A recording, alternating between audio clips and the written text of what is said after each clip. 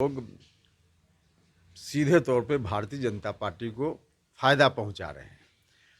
रामचरित जैसा मानस जैसा जो विषय है, इस विषय पर बात करने का मतलब है कि बीजेपी के फील्ड में जाकर उनकी पिच पर खेलना, उनके एजेंडा पर काम करना।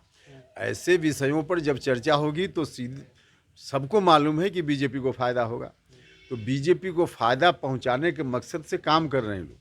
और तेजस्वी जी ने तो खुद कहा कि उनके जो एक विधायक सुधाकर जी हैं, उनका जो बयान है वह तो बीजेपी की पॉलिसी के अनुकूल है, स्वयं उन्होंने कहा।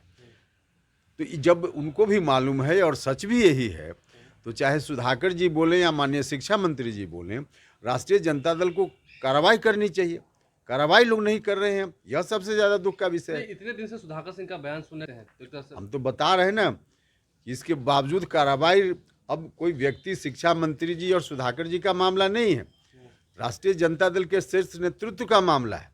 कि सब लोगों को मालूम है कि बीजेपी को फायदा पहुंचाने का काम लोग लगातार कर रहे हैं, यह जानते हुए भी कार्रवाई नहीं कर रहे हैं, चुप है, मौन है, तो यह तो सीधे तौर पे गलत है। तो एक आशंका जो लोगों के मन में चर्चा का विषय रहता है हर जगह कि किसी न किसी रूप में भारतीय जनता पार्टी के दबाव में राष्ट्रीय जनता दल के लोग काम करते हैं ताकि उनको कुछ और मामलों में केंद्र सरकार से कुछ मदद मिल जाए। तो इस तरह की जो आशंका है, वैसी आशंकाओं को तो और बल मिलेगा ना। तो जितनी जल्दी कार्रवाई हो तो ऐसी आशंकाएं फिर खारिज होंगी। तेजस्वी यादव चुप है, यानी कि वो भी बीजेपी को मदद कर रहे हैं। या हम तो कह रहे हैं कि इतना के बावजूद भारतीय जनता पार्टी को मदद पहुंचाने वालों के खिलाफ कार्रवाई नहीं हो रही है, तब तो लोगों के मन में जो आशंका है कि किसी न किसी रूप में राष्ट्रीय जनता दल का शीर्ष नेतृत्व यह चाहता है कि केंद्र सरकार से उनको कई मामलों में मदद मिले, तो उसके एवज में बीजेपी को फायदा इनके लोग पहुंचा रहे हैं।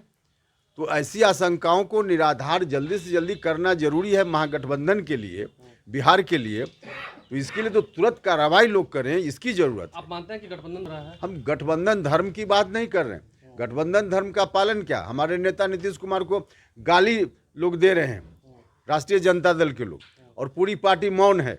इसको किस रूप में लोग लेंगे? ऐसी स्थिति में भी कैसे इसको बर्दाश्त किया जा सकता है? और कल देखा है आप सब लोगों ने भारतीय जनता पार्टी का रुख रामचरितमानस के ऊपर, और हमारी पार्टी ने तो साफ साफ कहा कि उनके बयानों से हम बिल्कुल इत्तेफाक नहीं रखते हैं। तो इस तरह से चलता है क्या? उनको कार्रवाई करनी चाहिए।